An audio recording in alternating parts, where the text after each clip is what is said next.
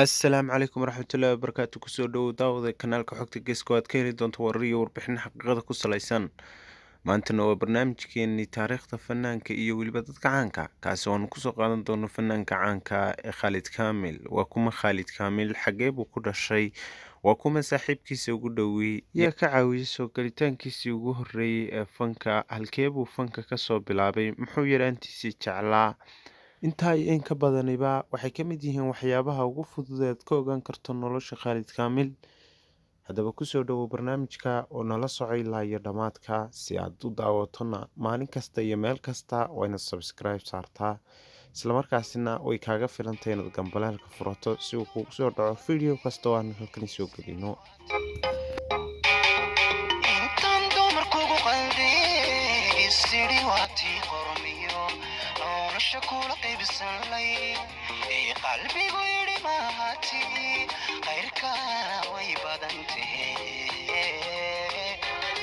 haddaba inanka khaalid kaamil oo dhinac kasta ka giigsan haddana waxaa lagu xantaa inuusan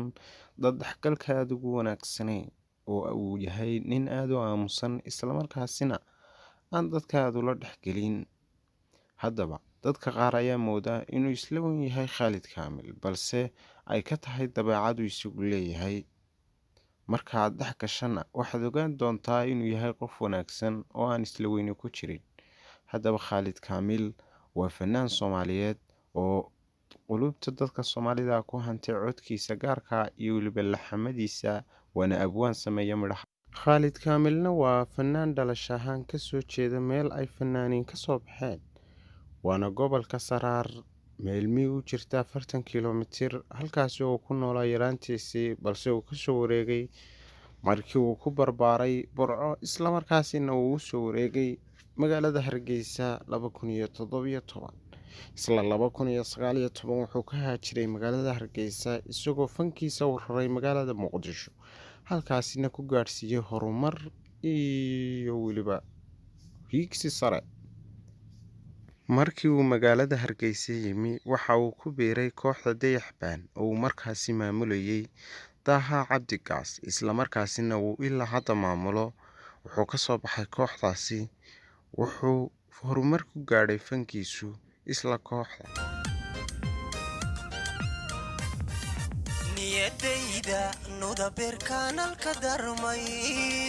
niyadayda nudaberkanalka darmay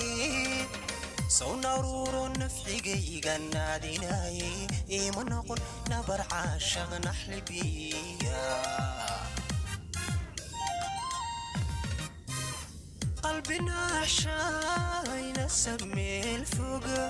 qalbina xashayna sameel fog iga nurtay noloshayda neeftan qaadee jirhku nuugay somad noqon nugaaloo dhan tankanaadshey waxa uu u wareegay magaalada muqdisho daaha cabdigaas oo ka hadlaya islamarkaas ayaa yidhi wiilkayga waa khaalid kaamile fankiisu waa shaqo wuxuu u shaqaysanayaa sidii fanka wuxuu doonayaa inuu lacag iyo waxuu ku noolaado ka helo fankiisa uma heeso cid qura wuxuu doonayaa inuu meel kasta tago mana rabo inuu meel isku koobo horta fanaanku iyo halabuurka dawladuhu iyaga ka faa'iideysta iyaga dalka jeclaysiiya waa arrin aan dawladdu waliba aad uga warhayn waa qulqul ku yimi fankeennii way tageen way tegayaan kuwa dambana way anbabaxayaan annaga iyagii kooxaha guddoomiyaasha ka ahayn babaqsan wadrow sabab tahay fanaankii sabab laa sabab u joojin kartaa ma jirto ma qancin karaysid fanaanku awalba dhaqaale kuma qabin dalka manayna weydiin jirin fanaanku waa waxa qura ee maanta aan qabyaalad ku mashquulsanayn ee reer ka sheekay dadka jahayn karaya haddii uu jahayntiisa jaanis u waayo iyo hobbigan fankiisa ku jira oo uu xornimo u heesi kari waayo oo gobolladii aanu wacyigelin iyo barnaamij ka qaban karayn dee fanaan oo huteeladii wakhtigaad aragto 11 la soo xidhayo oo waxay dadkooda ka heli jireen intay u madadaaliyaan bay lacag yar ka heli jireen oo loo soo gali jiray 11 bay xidhan yihiin hoteeladii aan loo ogolayn marka siyaasad kala la ciyaaraya dawladdaasi waxay awoodda saartay oo ogaatay waxaynu garan weynay bay ogaatay xamar waxay ogaatay fanaanku waxa qura ee laga faa'iideysan karo ee dadka isdhexgelin kara inuu yahay waayo waxaynu ognahay xamar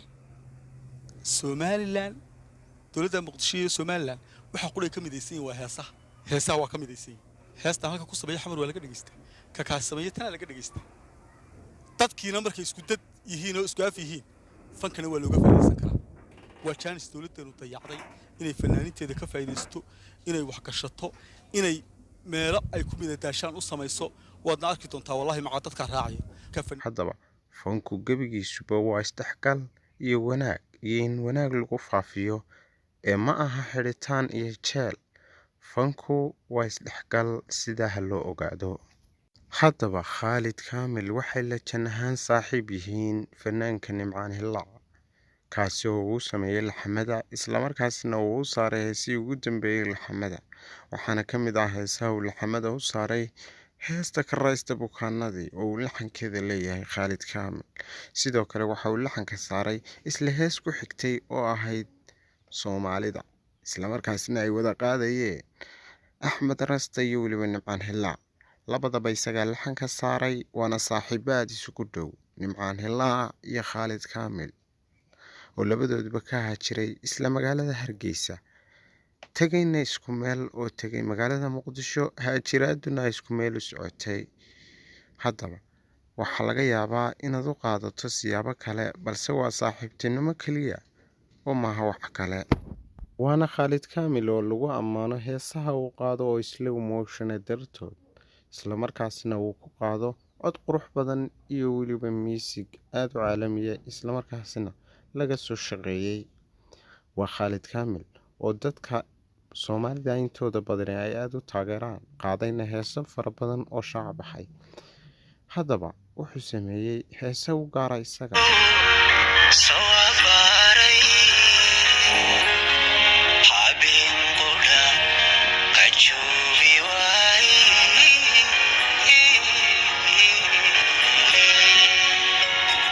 haddaba muxuu ka yidhi Khalid Kaamil isagoo in badan ka heesay jacaylka haddana isaga muxuu ka yidhi jacaylkii ku dhacay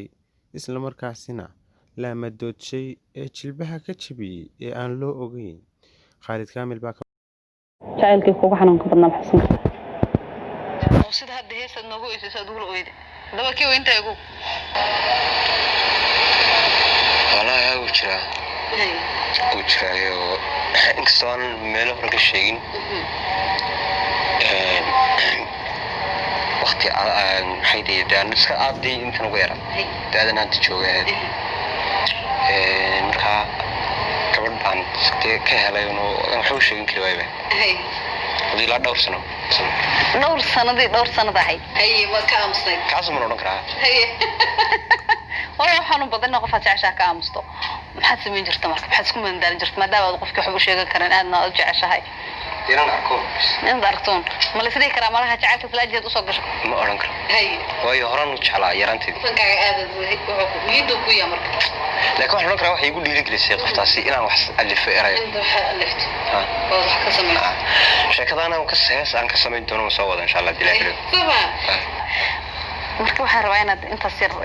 qisadaas yar tahay sheekada jacaylka inaad wax yar faahfaahsan ka bixiso xanuunka aad mari jirtay meelaha filiis jirtay mararka qaar qofka isku soo xidhay isku weyn jirtay dawintu waa nafis doorto qof aad rabto waxna aan sheegi karayn saasaytay haddana marka sarabto inaad aragto maxay leeyahay qof qof ana aqoon ku lahay kor adiguna aad garanayso magaciisa ilaa reerkiisa wax ka xanuun badan ma jirtid marka aad xisheeg weysa ma xirxirnaanshaha u sabaha wallahi ma garan karo ma sheegi karo cilmi naga badan kaas daawada waxaan intaa kusoo gabagabayn doonaa barnaamijkii gaarka aan kusoo qaadanay nolosha iyo waxyaabaha u qarsoon Khalid Kaamil kuwaas oo aan kaga turjumaynay taariikhdiisa isla markaasina aan daawadayaasha u soo bandhigaynay waxyaabo badan oo xaqiiqo oo ka qarsoon haddaba si aad ula socoto fiidiyoyada noocan oo kala ah waxaan ka codsanaynaa daawada inaad xaqigana siisid oo aad subscribe noo saartid isla markaasina aad like garaysid fiidiyowgan salaam